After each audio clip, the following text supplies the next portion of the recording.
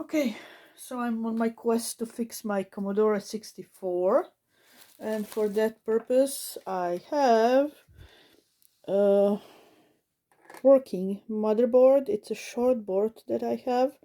This one came without the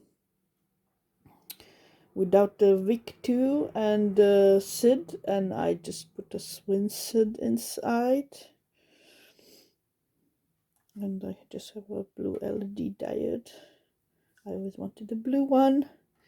It's just tinkered together for starters.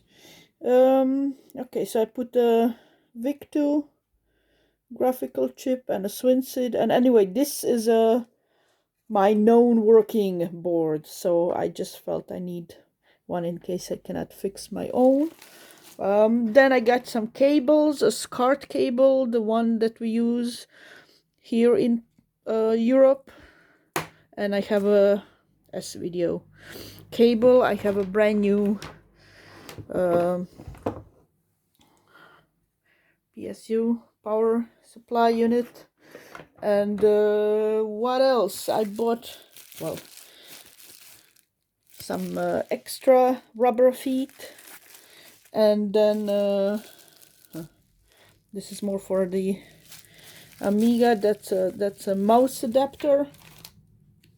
I have another Swin SID, and I have some memory chips. I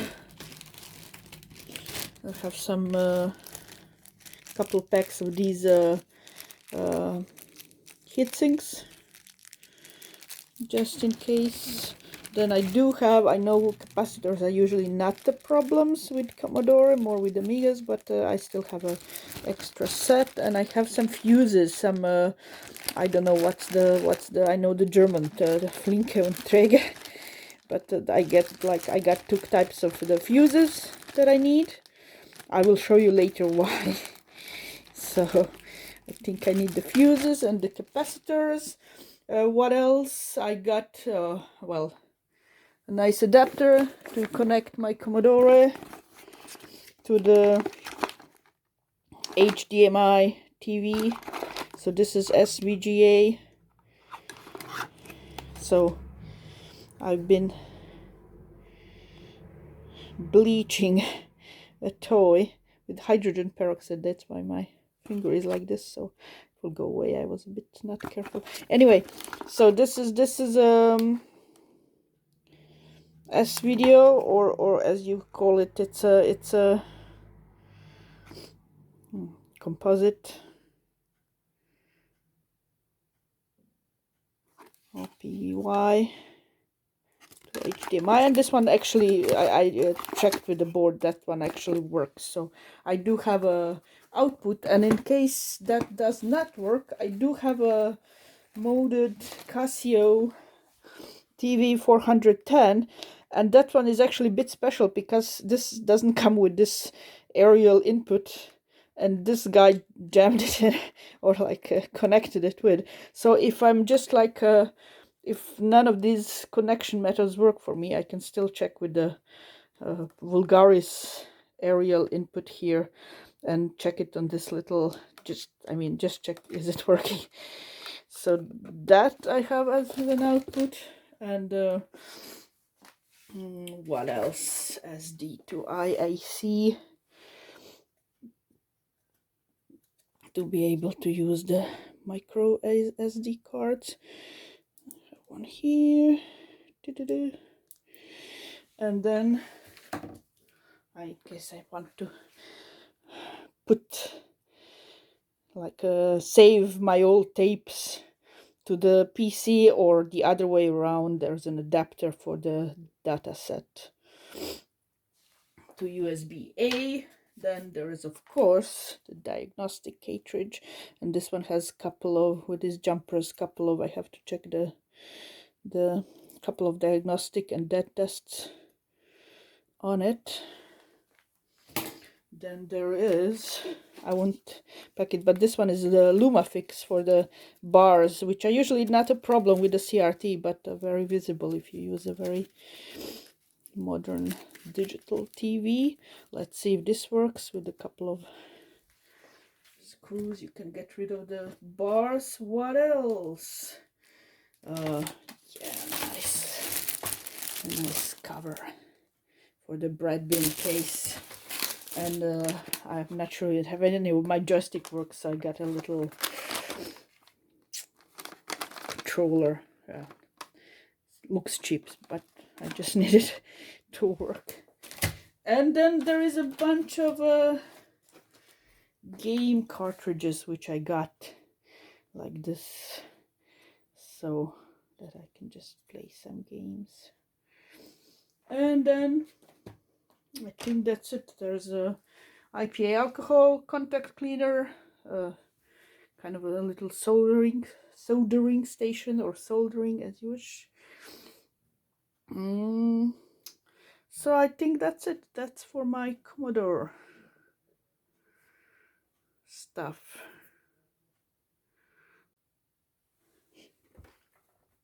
So this is my old Commodore that's not working. It's in, I would say, a good shape. Maybe slightly yellowed, but actually it was never in the sun. I don't think it's yellowed actually at all. Maybe this edge for some reason has a bit of reaction. My dad was apparently, means brown, blue, black. Maybe was trying to figure out the 8-pin versus the 5-pin. I don't know. This one is an 8-pin. It's a G made in West Germany. It has a shortboard inside of it. This I know, but I don't know much else. And actually, its feet are in a pretty good shape. So I guess I just have to do my Amiga 600 feet, and these are okay. Actually, all also firm and not melted. My Amiga feet are completely melted. And as you can see, it has this cardboard shielding. And yeah, let me pop it open and see what's there. So this is the back part, and these two clips are okay, and this one is broken, unfortunately. I guess my dad was in there at some point. And this is the diode and the keyboard, and that's them. And the 3 screws, the middle one is the longer one, and the side ones are the shorter ones. And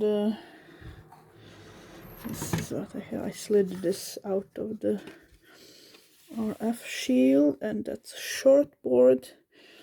And if you look closely here, so my dad soldered a small wire on the outside. I guess he didn't have another. Oh, yeah. From this.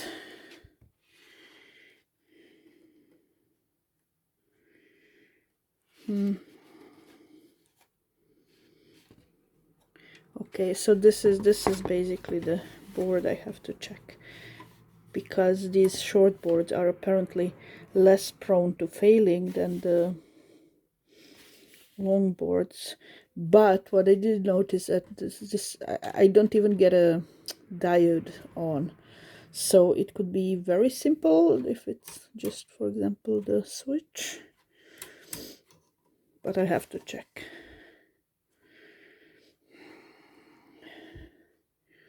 So let me see what I can do. So this is the fuse that was in the computer. So, and if you can see, it's not focusing. There is a wire soldered on the outside, because it, I guess the fuse blew at one point. So it could be nothing wrong or everything wrong. Basically, probably the, I mean, I'm not trying the PSU, the old one. I mean, I might try to measure the voltage of it, of course. So let's check the PSU. So this is my old power supply, and it's actually a very weird one.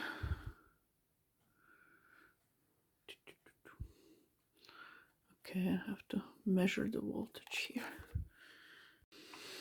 Okay, so I'll just now measure the voltage. This is the computer. It's off, and I have the old brick power supply connected, and I will now measure the AC current. And I will measure it by measuring the pins on the motherboard. So you could just measure it on the connector, but I don't want to slip. So basically I'm using motherboard as the holder for the pins. So with these two, it's these two upper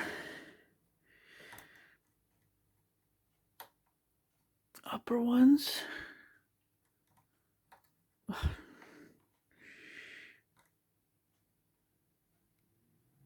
Don't see it. Is it on?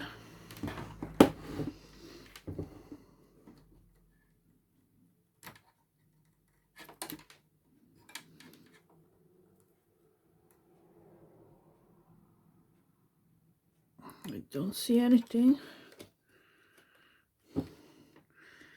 Just do this again.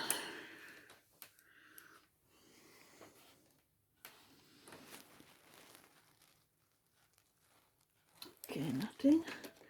Let me check the DC. Let me put the ground somewhere and check one of these. So I'm getting DC 5.2, 5.29 or 5.3, and AC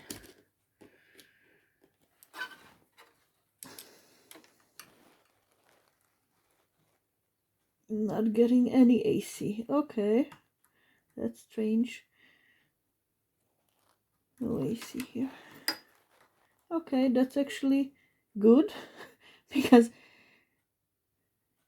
then the problem is the PSU. Really? No AC?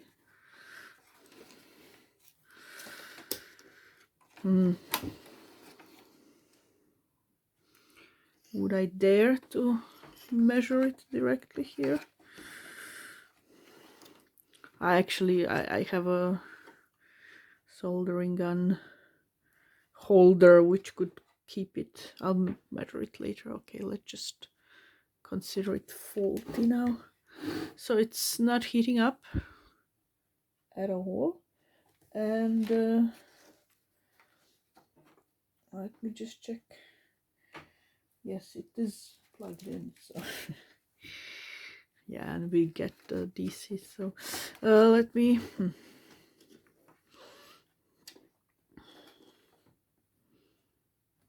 it is an AC, yeah. And let's check again, because I don't. Where's check again? 0, nothing. 0.1, nothing. Okay, dead. I guess I can check again. So let me now get the new one I got. So that's a new one. Oh, okay, sorry. That's a new one. And let me just plug it in and see how that works out for me. I have to rubber band off. Stands a bit more. So that's a new power supply with a standard 8 pins. So if we put this one in, and I'm still on the AC, so let's check this. 11.2, so that's correct. Okay, and the DC, let's that's going to that ground, and one there. 5.1. Yeah, that's correct. Okay, so I'm officially retiring this old guy. So I visually inspected the motherboard, and it looks okay. So I think I might risk turning it on with this is the new PSU, which kind of makes the diode go green. Come on. Again, I'm pushing out this red wire without doing much. Yeah, so I have to maybe clamp this again, or at least be careful. Yep, it's on, it's lit up. So I might risk turning it actually on and see if the fuse blows again. So it's on. It's on. So let's measure the voltage. This is the DC in between the two lines. User port 4.8, or like this, doesn't matter. I'm jumping around. 4.8, and the AC user port 11.0. So the voltages do get to there. So actually it might be that it just works and it looks okay.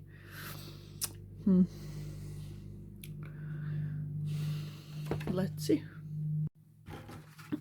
So I actually managed to connect the computer to a TV via a SCART cable, so 8-pin to SCART, and I tried it with the working board here, and I do get a nice image with the text and a blinking cursor, and everything is nice. Only a bit the horizontal bars are quite striking, but I do have the Luma fix. I'll try to see if it's working better with this.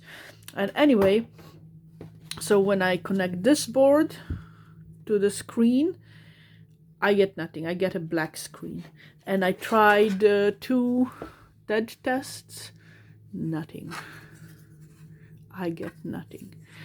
What I do get is these kernel ROMs and RAM getting really hot.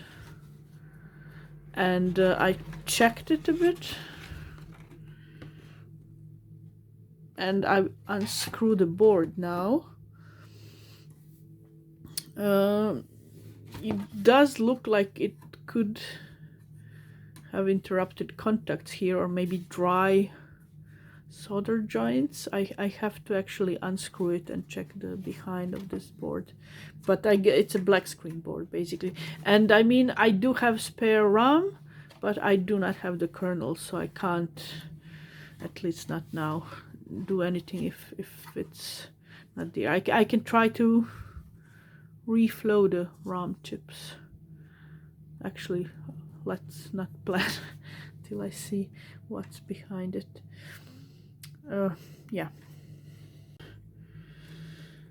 Okay, so this is my board, my childhood board, and so this area is kind of suspicious, and it looks like it has been worked on without any shadow of a doubt. Some flux remains with this chip.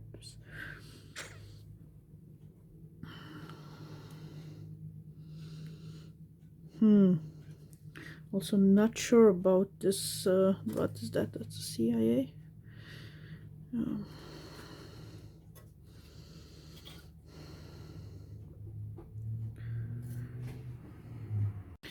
So I tried to look at it a bit more, and it seems to be a solder bridge between 2 pins here. And I also checked with the multimeter, and the 2 pins are actually connected, and there shouldn't be. So, and on the other side it's also difficult to see. I should clean it with the IPA, but it could be that the situation is not that clean. Let me turn off that solder bridge. Oh, like disconnect the solder bridge. Where was I? So when you turn this board on, these four, so the kernel, the ROM chips, sorry, the ROM chips and the memory got really hot, and I put these out and socketed them, and it was like butchered before, and I additionally butchered it, and there are like 4 botch wires going all over the place, and many traces lifted. But this is now, I think I checked all the pins so they all connect where they need to connect, and it's not getting hot when I turn it on. That's good. These two still do. So the current status is I put the VIC II from my original board into this working one. So this working one had its own VIC II, and I had like this Luma fix, but I'm not really happy with it. I cannot, it kind of, I can't really set it perfectly, and I get some like color bleeds, which I can't get rid of. Anyway, so this is the working chip from this board, and this one is from my original board, and the VIC II chips, both of them work. Okay, so from the dead test I get nothing, which means I check the VIC II in the other computer. This means the VIC II is, so it's okay. The VIC II is okay, which means if the dead test is, I know it's not inside there, I tried it before, so it's either the Super PLA or the CPU, and I don't have a spare, and both are soldered in the motherboard, so I have to leave it. So I did change, like socketed and changed the RAM, and the kernel chip, the kernel ROMs, and the ROM chips get really hot, and I also don't have spares. I'm checking the original SID in, so the computer boots up obviously, in the working one. So let's see, I just take some cartridge. So I took the bubble bubble cartridge, of course. Let's see.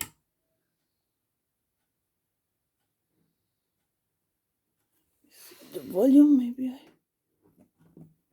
no, that's the brightness.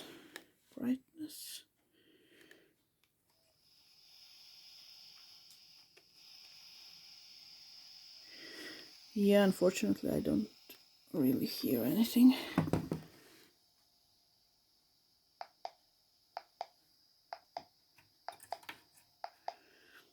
No, probably that's it. We get a beat.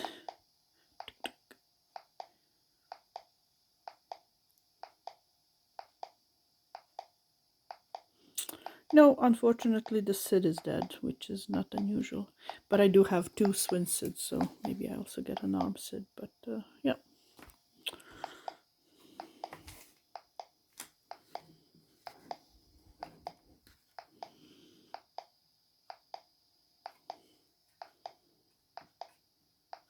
Yeah, it's just like moderately hot. So no. The SID is gone, dead. Okay, so I replaced the Swin SID back. Unfortunately, the SID died, and let's see how it needs to be. There we go.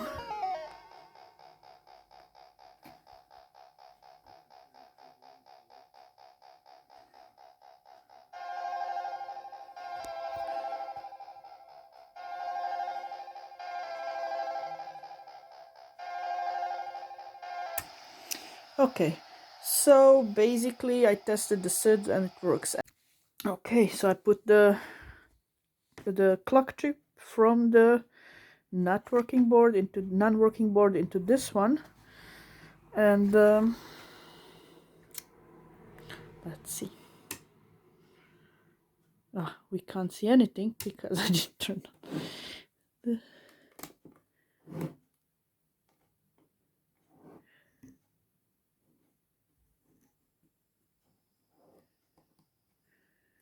Okay, let's...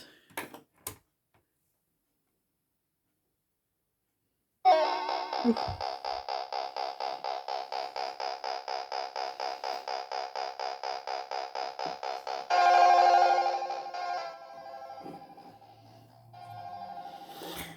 Okay, so I conclude the clock chip is functional.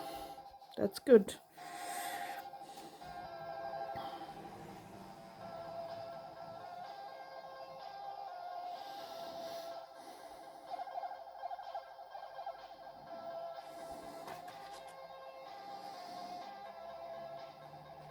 So that's not pulling down the other machine.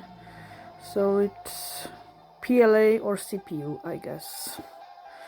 And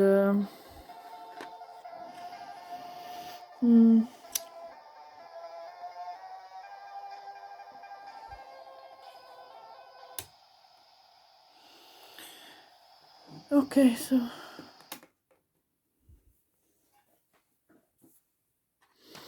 I switched the chips back, and yeah, I'll mark it as working one and mark the SID as a non-working one.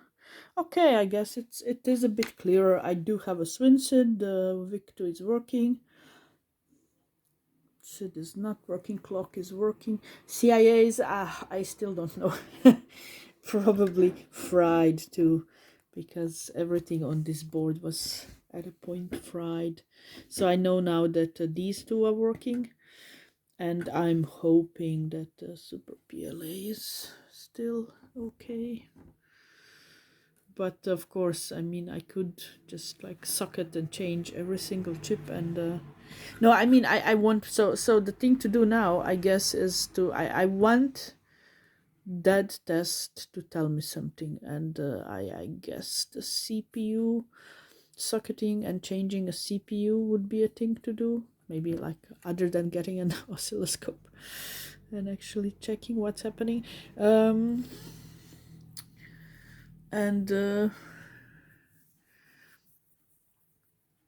then popping out the CI chips would be another thing.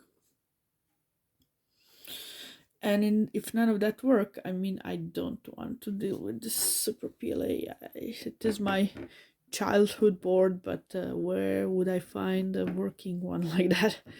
It's the one that doesn't need an extra chip. So, like, not only is it a Shortboard special chip, it's a special chip from the Shortboard, just the B revision of the E board revision, Shortboard revision B. That those are the only ones that have these.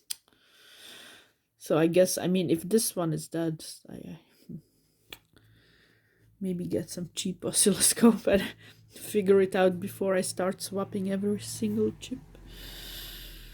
Yeah, anyway, so it needs to be a lightweight hobby, so I'm not sure I have time for this. I do have a working, one of the working ones, and I'm happy with it. So yeah, as I said, a slow process that might go somewhere. I mean, it might be a good thing to kind of try to use an oscilloscope. So why not? But as I said, it has to wait now for a year at least. But again, I do have a working Commodore. So that's it. Bye bye.